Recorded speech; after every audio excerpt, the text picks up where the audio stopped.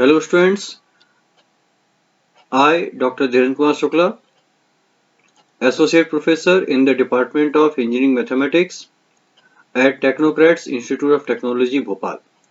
Today we are going to discuss a topic of Engineering Mathematics Level 1, that is probability. So first we discuss about the definition of probability. If an event can happen A and fail in B ways, and each of these ways is equally likely, then probability of event is PE, where P stands for probability and E for event. So that is PE equal number of favorable cases divided by total number of possible cases. In simplified way, it can be written as A divided by A plus B. To find case the failure, we can write it PE bar is equal to 1 minus PE, that is B upon A plus B. So it is a fundamental definition of probability. Now basic terms. So that is random experiment denoted by E. So any probabilistic situation is called random experiment and it's denoted by capital E. Each performance random experiment is called trial and the result of trial is called outcome or sample point or elementary events. Sample space denoted by capital S, the set of random experiment of all possible outcomes of that experiment is called sample point and the set is called sample space. Example, if a coin tossed, then there are two possibilities, either we shall get head or tail, then the sample space is S is equal to HT. Finite sample space denoted by capital S, a sample space containing finite number of sample points is called finite sample space. And event is written as every non-empty subset of a sample space is called an event. Equally likely events. Two events are considered equally likely if one of them cannot be expected performance of other. And favorable event, the total number of favorable outcomes in a trial to happen an event is called favorable event. Exhausting events, all possible outcomes in a trial is called exhausting event. Mutually exclusive event, two or more events are called mutually exclusive event if there is no common to these events. The question is here, find the probability of throwing and getting even number with a dice. So when throwing a die from a sample space, the sample space is 1, 2, 3, 4, 5, 6. Therefore, number of sample space is 6. Let E be the event getting even number. So total even numbers are here 2, 4, 6. In count, that is 3. Hence the probability of event E is PE is equal to number of E divided by number of S. So that is 3 by 6 is equal to 1 by 2. It is a simple fundamental question on that. So additive law of probability. If E1 and E2 are any two events, then the probability of E1 union E2 is P times E1 union E2 equals to P times E1 plus P times E2 minus P times E1 intersection E2. Let S be the sample space and N be the number of elements in S, then number of S is equal to N. Let 1 be the number of elements in event E1 and M be the number of elements in E2, then number of E1 is equal to L and number of E2 is equal to M. So case 1, if the event E1 and E2 are not mutually exclusive, if they are not mutually exclusive, then E1 intersection E2 is not phi, that is null set. So E1 intersection E2 not equal to phi. Let N of E1 intersection E2 is equal to R. Clearly, by the principle of inclusion exclusion for sets, number of even union E2, that is L plus M minus R.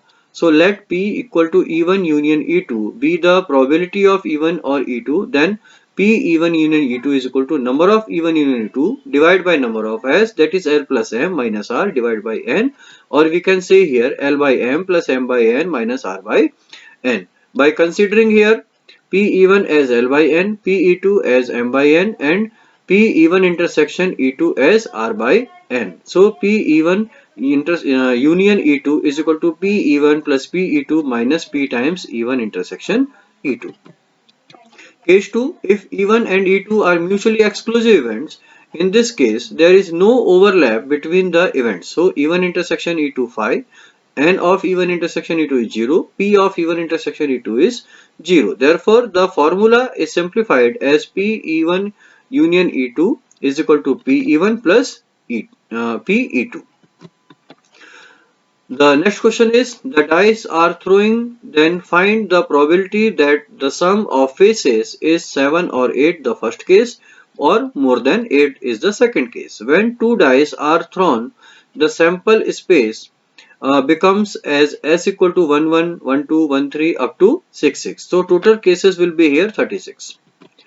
So case 1, let E1 be the event of the sum being 7 and E2 the event of the sum being 8.